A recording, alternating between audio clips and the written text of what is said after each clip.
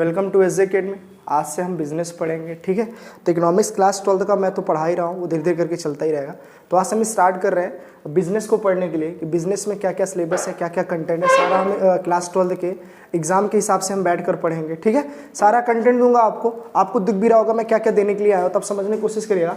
Business में class 12 में जो पहले तो स्क्रिप्टेड पैटर्न थे कि क्वेश्चन आते थे, लेकिन आजकल क्या हो रहा है ना कि अब केस स्टडी ज़्यादा आ रहा है, तो बच्चों को क्या होता है ना कि कंटेंट समझने में फिर उसको रिप्रेजेंट करने में थोड़ा सा दिक्कत होती है, ठीक है। तो कोशिश ये करेंगे कि हम यहाँ पे डीप एक्सप्लेनेशन देखेंगे, जो आपको दिख रहा होगा, हम डीप एक्सप्लेनेशन देखेंगे। यहाँ पर केस स्टडी से रिलेटेड क्वेश्चन को भी हम टच करेंगे।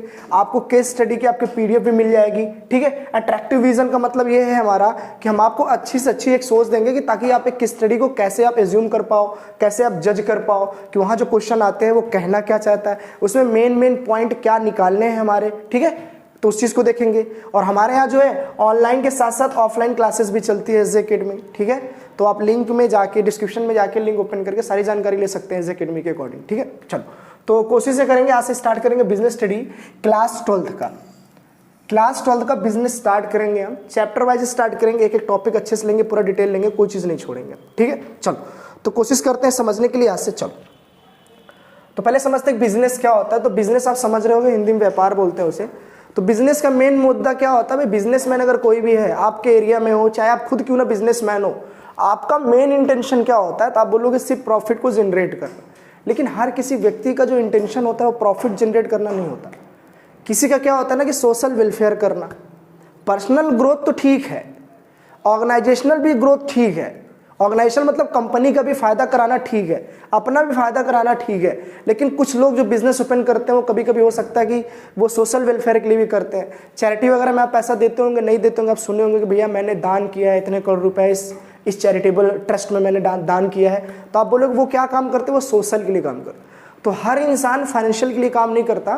कुछ लोग क्या करते हैं ना कि वो मेन उनका काम होता है सिर्फ पैसा कमाना, और कुछ लोग नॉन फाइनेंशियल मतलब बिना पैसे के लिए काम करते हैं। जो बिना पैसे के लिए बिजनेस ओपन करते हैं उनको हम लोग नॉन प्रॉफिट ऑर्गेनाइजेशन बोलते हैं, और जो हमारे बिजनेस पैसे के लिए करते हैं उन्हें हम प्रॉफिट मैक्सिमाइजेशन बिजनेस बोलते हैं, जिसमें सिर्फ और सिर्फ प्रॉफिट यानी कि पैसा ही कमाना उनका मेन मकसद होता है।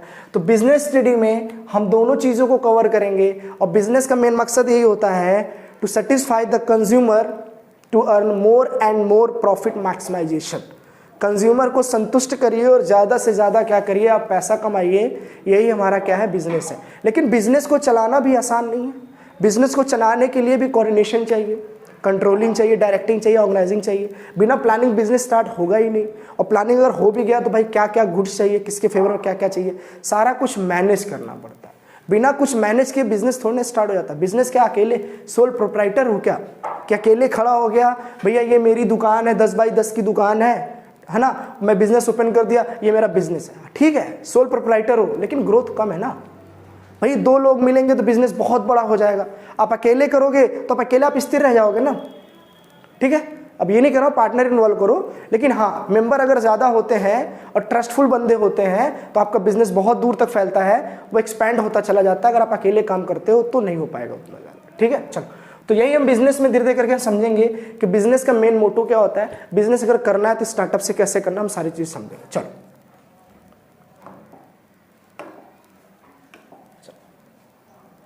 तो बिजनेस में जो सबसे पहला हम लोग चैप्टर पढ़ेंगे वो हमारा ये होगा, nature and significance of management. जो क्लास 12 का पहला चैप्टर है, हम लोग ये पढ़ेंगे nature and significance of management, ठीक है। इसमें भी हमें क्या क्या पढ़ना है हम उस चीज को अच्छे से समझेंगे। चलो देखते हैं अभी थोड़ा सा। चलो, तो ये हमारा टॉपिक है जो हमें कवर करना है। इतनी चीजें पहले चैप्टर में हमें अच्छे से क्या करना है, कवर करना है, ठीक है। इतनी सारी बातें हम कवर कर लेंगे तो आप मान के चलना कि हमारा पहला चैप्टर क्या हो गया, अच्छे से कंप्लीट हो गया। तो क्या क्या है देखते हैं, समझते हैं कि करके, ठीक है।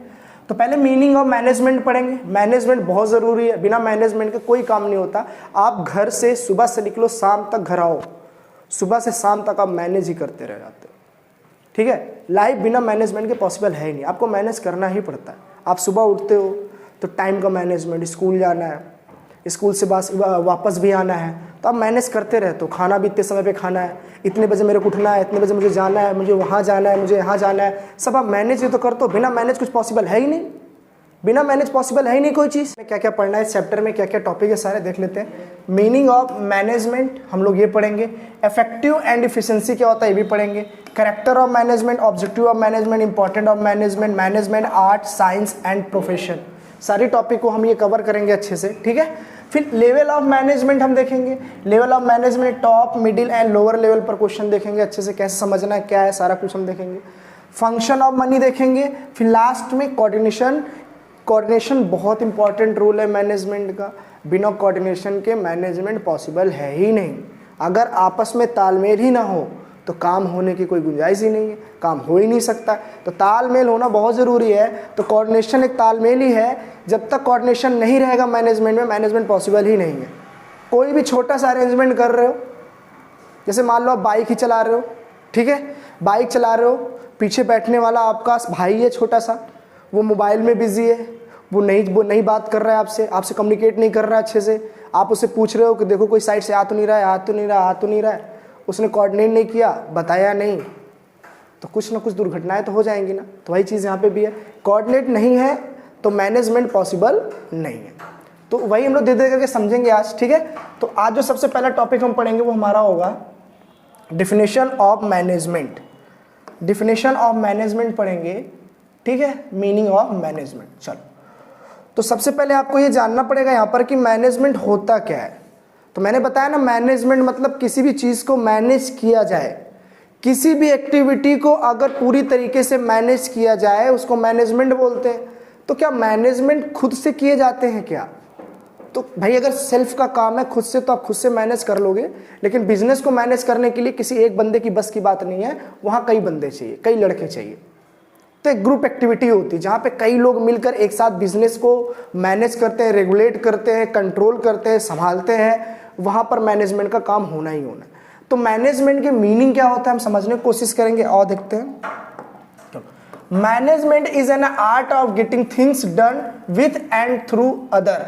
तो मैनेजमेंट एक ऐसी कला है जो दूसरों से काम करवा लिया जाए, दूसरों से काम करवा लिया जाए। मैनेजर को आपने देखा होगा, कंपनी का अगर कोई मैनेजर है, अगर कंपनी का मैनेजर है तो आप देखोगे अपने जितने भी कलीग होते हैं, जितने भी उसके मेंबर होते हैं अंडर करने वाले काम, उनको बढ़िया मोटिवेट करता है, मोटिवेट करके उनसे सारा काम करवा लेता है। तो मैनेजर अच्छा मैनेजमेंट कर रहा है ना। तो मैनेजमेंट करता कौन है? मैनेजर करता है। मैनेजर क्या खुद करता है क्या? नहीं, तो वो करवाता है।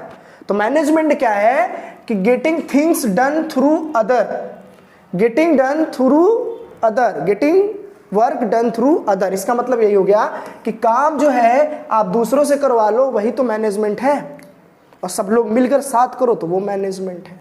किस पर्पज से किया जाता है? चलो, तो आप बोलोगे achieving organizational goal, effective and efficiency. तो इफेक्टिव एंड एफिशिएंसी आराम समझते हैं अभी। अचीविंग ऑर्गेनाइजेशनल गोल का मतलब क्या है भाई? ऑर्गेनाइजेशन मतलब होता है एक तरीके का फर्म के, मान के चलो एक फर्म को, एक बिजनेस को हम ऑर्गेनाइजेशन बोलेंगे। उनके जितने भी एम होंगे, जितने भी मकसद होंगे, इन सब को अचीव करने के लिए, भाई कोई बिजनेसमैन तो चाहेगा ना कि इस साल मेरा 10 करोड़ का टर्नओवर हो जाए साल भर का। तो ऐसे बैठे बैठे तो नहीं होगा, काम कराना पड़ेगा। तो अपने जितने भी वर्कर होंगे उसके, है ना, लोअर लेवल वर्कर होंगे, मिडिल लेवल जितने मैनेजर होंगे, कोऑर्डिनेटर होंगे, उन सबको बुलाएगा, उन सबको कंपनी में लगाएगा, तब तो काम कराएगा।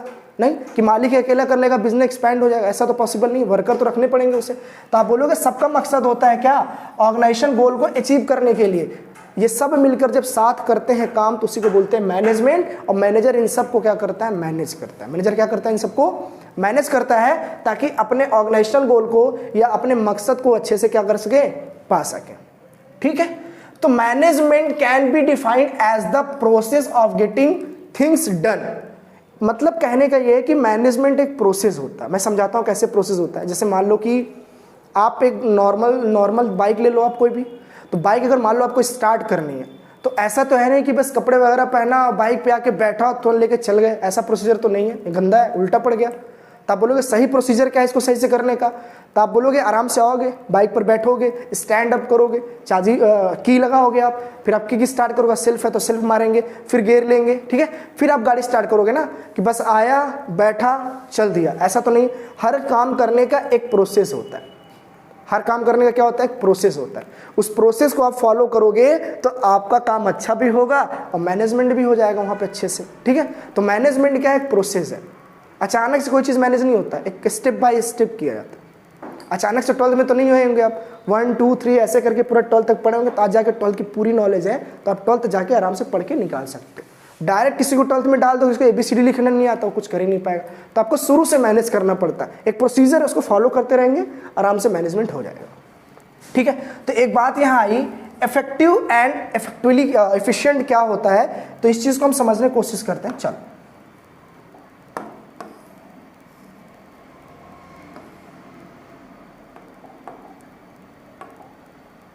तो समझिएगा इस चीज को अच्छे से। इफिशिएंसी एंड इफेक्टिवनेस का मतलब क्या होता है, सबसे पहला इफिशिएंसी समझिए। इफिशिएंसी का मतलब होता है योग्यता। अगर कोई बंदा कोई काम करने में स्किलफुल है, कुशल है, तो आप बोलोगे वो बंदा एफिशिएंट है। क्या है वो बंदा? एफिशिएंट। तो एफिशिएंट का कंडीशन क्या होता है, जैसे घर वगैरह में आपने मम्मी वगैरह को देखा होगा, तो मम्मी जो आटे वगैरह जो गूंदती हैं, तो आपने देखा होगा कितना परफेक्शन से करती हैं। मतलब आटे वगैरह जो वो गूंदती है, तो कोई भी आटा वगैरह जो उनके थाली वगैरह होता है उसके बाहर नहीं जाता है, बिल्कुल नहीं जाता है। तो मतलब आप कह सकती हैं मम्मी जो है उस काम को करने में क्या है, निपुण है, स्किलफुल है। ठीक है, मम्मी उस काम को अच्छे से कर सकती है। कितना टाइम लग रहा मैटर नहीं है, लेकिन काम जो कर रही है वो परफेक्ट कर रही है, तो आप बोलेंगे कि कम से कम वेस्टेज में अच्छा काम कर दे रही है। तो वर्कर भी वही एफिशिएंट कहलाएगा जो कोई भी गुड्स बना रहा हो तो वेस्ट कम करे। ठीक है, वेस्ट कम करे और प्रोडक्ट अच्छा बना दे। समय का मैटर नहीं कर रहा हूं मैं, सिर्फ मैं बात कर रहा हूं यहां पर आपसे अच्छे का। ठीक है, मैं बात कर रहा हूं समय का नहीं, सिर्फ एफिशिएंट होने का योग्यता की बात कर रहा हूं। उस बंदे ने इतना एक्सपर्ट है, वो इतना ज़्यादा प्रोफेशनल है कि वो अपने काम को इतने बढ़िया से कर रहा है कि उसका जो भी मटेरियल उसको मिला है बनाने के लिए, पूरे मटेरियल को प्रॉपर यूज़ कर रहा है, वेस्ट नहीं होने दे रहा, वेस्ट होने ही ना दे। तो आप यहाँ कह सकते हैं एफिशिएंसी क्या है, completing the work at low cost. मतलब जितनी मटेरियल उसको मिल गई है, एफिशिएंसी का मतलब क्या हो गया, at minimum cost. At minimum cost का मतलब क्या हो गया, ऑप्टिमम यूटिलाइजेशन ऑफ रिसोर्सेज। ये 2 पॉइंट आप याद रखना अच्छे से। ठीक है, चलो। ऑप्टिमम यूटिलाइजेशन ऑफ रिसोर्सेज का मतलब ये हुआ कि अगर कोई वर्कर आपके यहाँ काम करता है, आप उसे स्पेसिफिक रिसोर्सेज देते हो कि भैया ऐसा इतना हमारे पास है, इतने का तुम्हें 4 गुड्स बनाना है। अगर वो 4 गुड्स बना दिया बिना मटेरियल को वेस्ट करे, तो आप कहोगे यार अब तो एक्सपर्ट हो काम में करने में, आपने तो बहुत बढ़िया बनाया, जितना मैंने रिसोर्सेज दिया उतने में बना दिया, ज़्यादा आपने उसे मांगा ही नहीं। ठीक है, अगर ऐसा वर्कर है तब तो उसको हम बोलेंगे वर्कर क्या है, एफिशिएंट है, योग्य है वो वर्कर उस काम को करने के लिए। एट मिनिमम कॉस्ट का मतलब क्या है, भैया जब तुमने रिसोर्सेज कम से कम यूज किया और ज्यादा से ज्यादा प्रोडक्ट बना दिया, तो आपने कंपनी का पैसा भी तो बचा लिया, मटेरियल वेस्ट ही नहीं होने दिया, पैसा बच गया। तो एट मिनिमम कॉस्ट, कम से कम कॉस्ट में अच्छे से अच्छे प्रोडक्ट बना के कंपनी को आप हैंडओवर कर दोगे, तो आप क्या हो, एफिशिएंट हो। आप क्या हो, एफिशिएंट हो। तो इफेक्टिव कब कहलाएंगे आप, इफेक्टिव मतलब completing the work on time. जब आप किसी काम को कंपनी जो समय दिए उस समय पर कर लो या समय के अंदर कर लो, तब तो आप कहलाओगे इफेक्टिव। जैसे मैंने आपको बोला भैया ऐसा एग्जाम आपका 3 घंटे का है, 3 आवर्स का एग्जाम होता है 12th का, आप बैठकर लिख रहे हो 3 घंटे तक में आपने सारा काम अपना कर दिया, तब तो आप इफेक्टिव हो। क्या हो, इफेक्टिव हो। अगर 3 घंटे ज्यादा टाइम लग गया आपको लिखने में, आप बोलो नहीं सर 5 मिनट और दे दो, 10 मिनट और दे दो, तब आप इफेक्टिव नहीं हो, तब आप इफेक्टिव हो ही नहीं सकते। तो ऐसा वर्कर कब इफेक्टिव और एफिशिएंट दोनों कहलाएगा, तो आप बोलोगे योग्य साथ साथ वो कम से कम समय में काम कर जाए। जैसे वर्कर था, स्पेशलाइज था, एक्सपर्ट था, कम से कम मटेरियल में ज्यादा से ज्यादा काम भी कर गया। ठीक है, और समय जिसको मिला था करने का उससे कम समय में भी कर गया। जैसे मैं एक वर्कर से बोलूँ भैया ऐसा है कि आपके पास चलो मान लो कोई मैंने रॉ मटेरियल दे दिया, भैया ऐसा ये लो लकड़ी है आपके पास, आप इसे 4 चेयर बना के दिखा दो, 2 दिन में हमें चाहिए, हमें इसको सेल करना है। तो उस बंदे ने क्या किया ना कि 4 बना भी दिए और उसे 2 दिन नहीं लगे, 2 दिन से कम समय लगे, तब तो आप बोले वो बंदा क्या है, एफिशिएंसी के साथ साथ इफेक्टिवनेस भी है, मतलब एफिशिएंट के साथ साथ इफेक्टिव भी है, मतलब योग के साथ साथ कुशल, दोनों चीजें हो गया। वो समय भी कम ले रहा है और योग भी है। तो ऐसे वर्कर बहुत कम मिलते हैं देखने को कंपनी में, और जिस कंपनी में ये वर्कर ऐसे पाने लग गए, समझ जाना वो कंपनी बुलंदियों को बहुत जल्दी छूती है, वो कंपनी फिर कभी गिरती नहीं है। क्यों? वहाँ का वर्कर ही क्या हो जाएगा, इफेक्टिव और एफिशिएंट हो जाएगा। ठीक है, जो अपने काम को समझते भी हैं, कम से कम समय लेते हैं, और ज़्यादा से ज़्यादा या कम से कम रिसोर्सेज में ज़्यादा से ज़्यादा प्रोडक्ट बना देते हैं एट मिनिमम कॉस्ट, कम से कम खर्चे में ज़्यादा से ज़्यादा गुड्स बना देते हैं। ऐसा नहीं कोई काम दिया गया तो आप पूरा इधर उधर गिरा के फिर आप बना के एक दे दो, बोले यार जितना बनाने में तुमको नहीं लगा उससे ज़्यादा तुमने हमारा खर्च कर दिया, तो तुम्हें हम क्यों रखें, हम रखेंगे ही नहीं। इसका मतलब इफेक्टिव एफिशिएंट तब कहलाओगे जब आप वर्क को एट लो कॉस्ट पे कंप्लीट करो, और कंप्लीट करो ऑन टाइम, कम से कम कॉस्ट में और कम से कम समय में कर दोगे, तब आप अच्छे एक्सपर्ट वर्कर कहलाओगे, कंपनी आपको हायर करेगी, अपने अंदर रखेगी। अगर ऐसे वर्कर हैं तब तो मैनेजमेंट करने में भी आसानी हो जाएगी, मैनेजमेंट करने में क्या हो जाएगी, आसानी हो जाएगी। चलो तो अगला टॉपिक देखते हैं। ठीक, चलो तो मैनेजमेंट के कैरेक्टर क्या होते हैं समझने की कोशिश करते हैं। कैरेक्टर समझ रहे होगे, चरित्र ना, मैनेजमेंट के क्या क्या कैरेक्टर होते हैं हमें वो समझना है। चलो सबसे पहला क्या है, गोल ओरिएंटेड प्रोसेस। भैया मैनेजमेंट पॉसिबल तब तक नहीं हो सकता जब तक तुमको अपना कोई लक्ष्य ही ना पता हो। अरे तुम्हें पता ही नहीं कि तुम्हें 12th पास होना है, मुझे मेहनत किस लिए करना है तुम्हें यही नहीं पता, तो तुम रिसोर्सेज कैसे कलेक्ट करोगे, मैनेज कर ही नहीं सकते। जब तुम्हें पता है कि मुझे 12th पास होना है तो आप 12th की बुक ले आओगे, नोटबुक लेके आओगे, पेन लेके आओगे, उसके हिसाब से असाइनमेंट लेके आओगे, मैनेज करना चालू करोगे ना, फिर आप तैयारी करोगे, धीरे धीरे करके पूरा 1 साल तैयारी करोगे, फिर आप 12th पास हो जाओगे। जब आपको अपना लक्ष्य ही ना पता हो, आपको अपना गोल ही ना पता हो कि क्या गोल है मेरा और मुझे क्या करना है, तो मैनेजमेंट पॉसिबल है ही नहीं। जैसे भैया सुबह सुबह स्कूल आपको जाना है मॉर्निंग टाइम में, तो आप तुरंत उठते हो, बढ़िया फ्रेश व्रेश होकर तैयार होकर स्कूल की तैयारी कर लेते हो। मान लो अब एकदम कहीं जाना ही नहीं है, जब कहीं आपको जाना नहीं, संडे वाले दिन आपको कहीं जाना नहीं, तब आराम से लेट के सो के उठते हो, कोई दिक्कत ही नहीं। यही बात तो है ना। अगर आपको अपने लक्ष्य पता है तो आपको मैनेजमेंट करने में क्या होती है, आसानी भी होती है। और जब लक्ष्य पता ही है आपको कि मेरा गोल क्या है, तभी तो आप मैनेजमेंट करोगे, उसके पहले क्या करोगे, आप कुछ नहीं करोगे।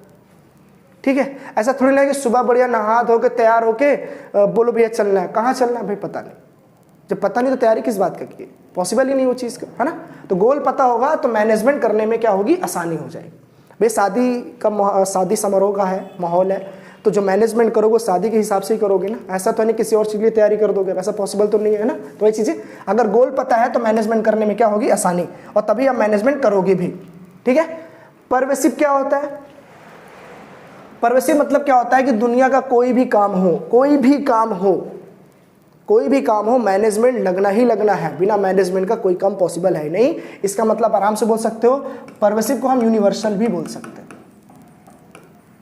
जो हर जगह एप्लीकेबल होगा। मतलब मैनेजमेंट जो है आपको हर जगह लगेगा, मैनेजमेंट जो है वो यूनिवर्सल है। क्या है, यूनिवर्सल, जो लगना ही लगना हो, चाहे वो छोटा काम हो, चाहे बड़ा काम हो, चाहे अमीरों का काम हो, चाहे गरीबों का काम हो, चाहे मिडिल क्लास के लोगों का काम हो, अगर काम है तो मैनेजमेंट होना ही होना है, बिना मैनेजमेंट के पॉसिबल नहीं है। मैंने बोला ना कि दुनिया भी चलती है तो बिना मैनेजमेंट के नहीं चलती। भाई सुबह गवर्नमेंट ऑफिसर को सुबह 8 बजे पहुंचना है, रात को 9 बजे घर वापस आना है, तो 8 के 9 के बीच जो वहाँ काम कर रहा हो वो मैनेजमेंट ही तो कर रहा होगा, है ना। तो कहने का मतलब ये है कि परवेसिव है, बिना मैनेजमेंट के दुनिया में कोई चीज़ पॉसिबल नहीं है। मैनेजमेंट होना ही होना है, मैनेजमेंट हर काम में लगता है। मैंने बोला ना, अगर ये मार्कर में लिया हूँ, इसको मैं लिख रहा हूँ, ये भी एक मैनेजमेंट है। यहाँ पे मुझे लिखना है इस चीज़ से, तो मैनेज कर रहा हूँ। क्या कर रहा हूँ, मैनेज कर रहा हूँ, कोऑर्डिनेट करा रहा हूँ, मैनेज कर रहा हूँ। ठीक है, मल्टी डायमेंशनल क्या होता है हम समझेंगे यहाँ पर।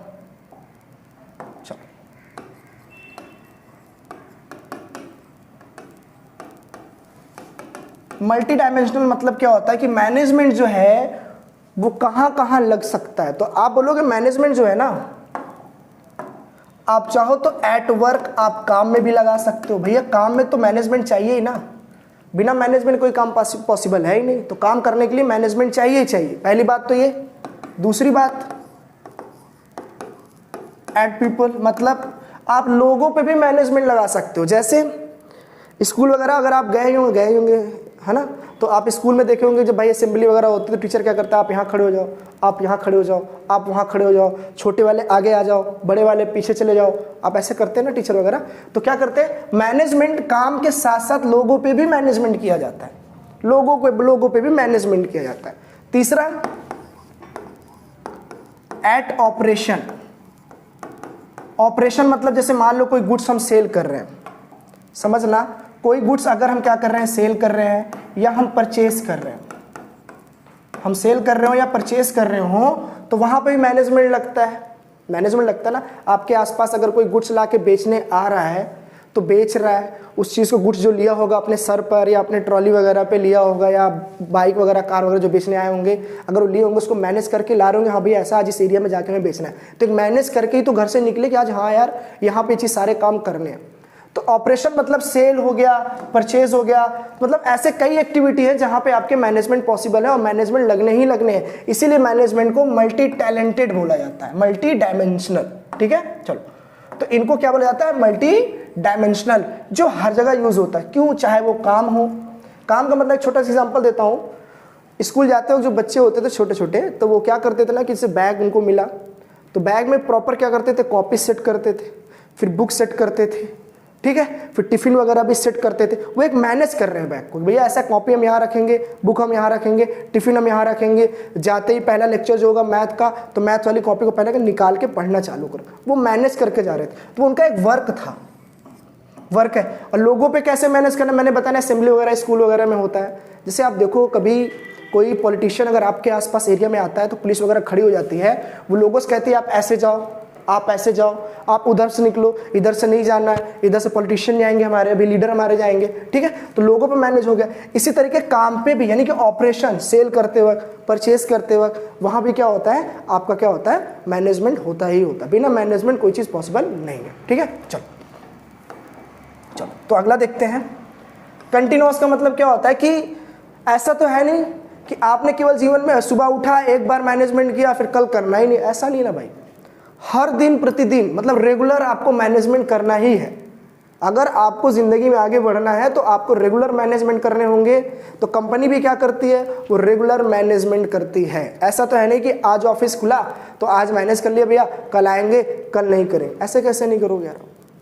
अगर मैनेज ही नहीं करोगे, मैनेजमेंट ही नहीं होगा या मैनेज ही नहीं करोगे तो सारा काम गड़बड़ हो जाएगा। सारा काम गड़बड़ मतलब कंपनी डूबने लग जाएगी, ठीक है, रिस्क होने लग जाएगा, उसका पैसा डूबने लग जाएगा, सर्वाइवल ही नहीं कर पाएगी, ग्रोथ ही नहीं होगा उसका, ना तो उसका होगा ना तो वहाँ काम कर रहे वर्कर का ग्रोथ होगा। इससे क्या हो जाएगा, कंपनी डिसोल्यूट हो जाएगी, डूब जाएगी, बर्बाद हो जाएंगे लोग, कंपनी बंद। इससे बढ़िया क्या है कि आप रेगुलर मैनेजमेंट करते रहो। क्या करते रहो आप, रेगुलर मैनेजमेंट करते रहे। अगर रेगुलर आप मैनेजमेंट करते रहेंगे, रेगुलर आप मैनेजमेंट करेंगे तो आपके लिए भी अच्छा होगा और कंपनी के लिए भी क्या होगा, अच्छा। तो कंपनी में रेगुलर मैनेजमेंट होते हैं। ग्रुप एक्टिविटी का मतलब क्या होता है, कंपनी में अगर मैनेज करना है तो वहां किसी एक बस की बात तो नहीं होती है। जैसे आप समझना है यहाँ पे भैया, अगर मान लो बोर्ड ऑफ डायरेक्टर हैं, ठीक है, ये मान लो टॉप लेवल के हैं, ये हमारे क्या है, टॉप लेवल के हैं, ठीक है, जो प्लान बनाते हैं, रेगुलेट करते हैं, पॉलिसी वगैरह बनाते हैं, उनकी बात कर रहा हूं मैं, ठीक है। चलो ठीक, एक जो होते हैं हमारे मैनेजर वगैरह जो हो गए, वो हमारे मिडिल लेवल के हो गए, ठीक है। और एक जो वर्कर वगैरह होते हैं उनको हम भी मान के चलते हैं कि वो हमारे लोअर लेवल में है, लोअर लेवल, एकदम नीचे वाले में काम करते हैं, ठीक है। तो मैनेजर जो है वो तो मिडिल लेवल का है, ये तो क्या करता है, इनकी बात सुनता है और इनको बता देता है कि भैया ऐसा ऊपर से चीज़ आई, हमें ये करना है, हमें इतने गोल अचीव करने, हमें सारे इतने काम करने हैं, ठीक है। तो फिर देखो यहाँ पे समझना आप कि बोर्ड ऑफ डायरेक्टर जो क्या करेगा ना, यहाँ पे टॉप लेवल मैनेजमेंट का है, जरूर है, ठीक है। बोर्ड ऑफ डायरेक्टर क्या करेगा ना भैया, ऐसा है कि सारा डिसीजन खुद से ले ले और खुद ही लगा ले। भैया कंपनी है, बहुत बड़ी कंपनी, तो सारे कम से कम मान लो 2000 लोग कर्मचारी हैं, तो मैनेजर भी होंगे, डायरेक्टर भी होंगे, है ना, बहुत सारे लोग होंगे वर्कर करने वाले, ठीक है। तो आप ये कहोगे ये सारा डिसीजन खुद ले लिया और अपने पास ही रख ले, तो काम कैसे होगा, नीचे तक वो लोग पता ही नहीं चलेगा, आराम से सोएंगे, काम करेंगे बिंदास, कोई दिक्कत ही नहीं। तो क्या करेगा, ये बात इनको बोलेगा, फिर जब इसको इन्फॉर्मेशन मिलेगी तो ये फिर अपने वर्कर को बोलेगा, भैया देखो बात ऐसी है कि ऊपर से प्लान आया है, इस बार हमको 100 करोड़ का टर्नओवर पास करना है, किसी भी हाल में अपने कंपनी का ग्रोथ करना है, ठीक है। चलो, तो हमें क्या करना है, ग्रोथ करना है। ऐसे तो ग्रोथ नहीं होगा, इसका मतलब ये है कि सब एक दूसरे पे क्या होते हैं, डिपेंड होते हैं, और ये सब मिलकर एक दूसरे के साथ क्या करते हैं, काम करते हैं। अगर इनमें से कोई भी लेवल हट जाए, आपने देखा होगा, अगर आप स्कूल वगैरह में पढ़े होंगे तो आपने देखा होगा, आपको कभी प्रॉब्लम होती थी तो अपने क्लास टीचर से बोलते थे। जब वो तुम्हारी बात नहीं सुनता था तो आप फिर प्रिंसिपल के पास जाते थे। अगर प्रिंसिपल भी आपकी बात नहीं सुनता है तब आप कहाँ जाते हो, डायरेक्टर या स्कूल का जो मालिक है उसके पास जाने की कोशिश करते हो कि हमारी बात किसी तरीके वहाँ तक तो पहुँच जाए। लेकिन डायरेक्ट आप तो नहीं जाओगे, तो वर्कर भी अपने मैनेजर से अपनी बात रखता है। भाई जो आपके पास रहेगा आप उसी से तो कहोगे, भाई मैं पढ़ा रहा हूँ, अगर तुम्हें कोई कष्ट है तो मुझसे कहोगे ना। मेरे घर जाके मेरे माता पिता से थोड़ी ना कहोगे ऐसा सर नहीं पढ़ा पा रहे या सर नहीं समझा पा रहे। अरे मुझसे बोलोगे तो मैं आपको और अच्छे समझाऊंगा। ठीक है, चलो। तो वही चीज़ है, ये सब लोग मिलकर एक साथ काम करते हैं, इसलिए इसको बोलते हैं ग्रुप एक्टिविटी।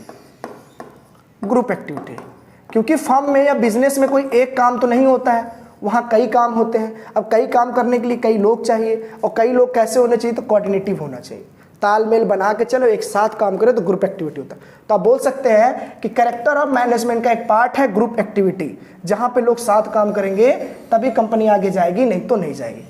डायनामिक फंक्शन, और एक लास्ट है इंटेंजिबल फोर्स। इंटेंजिबल देख लेते हैं, जो चीज आप मैनेज करते हो वो चीज आपको कभी दिखता नहीं है। जैसे मैं मान लो कि मैंने सारा कुछ सेटअप किया, एलईडी लगाया, ठीक है, कैमरा लगे हैं, मैं पढ़ा रहा हूँ, ठीक है, तो मैंने कैसे लगाया ये सब आपको नहीं दिखेगा। हाँ, ये गुड्स आपको दिख जाएंगे, आप इसे टच कर पा रहे हो, सब सी कर पा रहे हो, देख पा रहे हो, छू पा रहे हो, तो ये चीज़ आपका टेंजिबल हो गया। मैंने कहा इनटेंजिबल क्यों, कि जो मैं मैनेज कर रहा हूँ आप कभी देख ही नहीं सकते। मुझे कैसे कंटेंट पढ़ाने, कैसे एग्जाम्पल लेने जो मैं मैनेज कर रहा हूँ वो आप कभी देख ही नहीं सकते। बस आप सुन लेंगे, सुनने के बाद आप महसूस कर सकते हैं, लेकिन आप कभी उस चीज़ को छू नहीं सकते और देख नहीं सकते।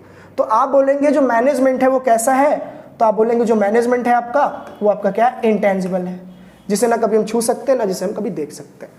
ठीक है। डायनामिक फंक्शन क्या है, चलो तो लास्ट समझते हैं डायनामिक फंक्शन क्या होता है।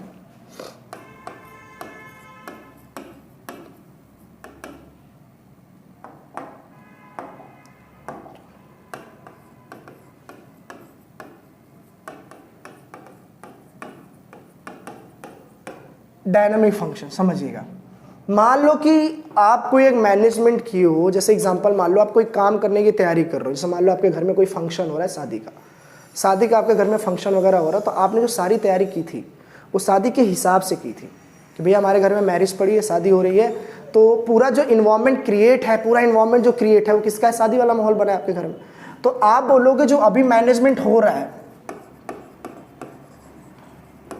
जो मैनेजमेंट हो रहा है अकॉर्डिंग किसके हो रहा है, तो आप बोलेंगे मैरिज के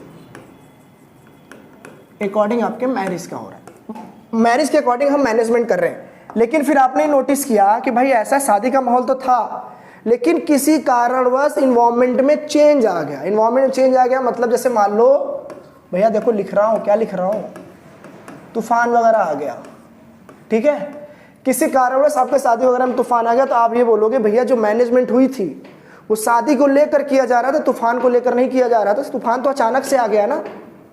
तो आप बताओ जो आपके शादी का माहौल घर में चल रहा था, तूफान आने की वजह से वो क्या हो गया भाई, प्रॉब्लम होने लग गई कि भैया सारी तैयारी तो हमने किसके हिसाब से की थी, सारा मैनेजमेंट शादी के हिसाब से किया, अब तूफान आ गया, अब तूफान के हिसाब से कोई मैनेजमेंट था ही नहीं। तो अब आप क्या करोगे, तो इस सिचुएशन में आपकी मैनेजमेंट क्या हो जाएगी, फेल हो जाएगी। मैनेजमेंट आपकी क्या हो जाएगी, फेल हो जाएगी। तो आप बोलेंगे फेल क्यों, मैंने कहा भैया शादी के हिसाब से तैयारी किए होगे, तो तूफान के थोड़ी ना आप तैयारी किए बैठे थे कि भैया ऐसा बारिश होगा तो छाता लेके सबसे पहले, आप तो सब भागने लग जाओगे ना, इधर पैनिक हो जाओगे। तो इसका मतलब ये है कि डायनामिक फंक्शन का मतलब क्या है कि मैनेजमेंट जिसके अकॉर्डिंग आप किए हैं वही पर फिक्स होगा, किसी और पर नहीं। या तो आप पहले से उसकी तैयारी करके चलते कि हाँ भाई तूफान भी आ जाता, हम उसका भी मैनेजमेंट करके चल रहे हैं, भाई जैसा भी सुविधा होगा हम ऐसा कर लेंगे, ऐसा तो पॉसिबल नहीं है। तो डायनामिक मतलब होता है इन्वायरमेंट में अगर कोई भी चेंज आया और जिस चीज़ की आपकी मैनेजमेंट की है, तो अगर उसके अकॉर्डिंग नहीं, वो थोड़ा सा अगेंस्ट हो गया, तो आपका मैनेजमेंट वहीं फेल हो जाएगा, वहीं आपकी सारी प्लानिंग क्या हो जाएगी, फेल हो जाएगी। ठीक है, तो आपको समझ में आ गया होगा। चलो, तो आज हम लोगों ने जो कवर किए हैं, देखिएगा,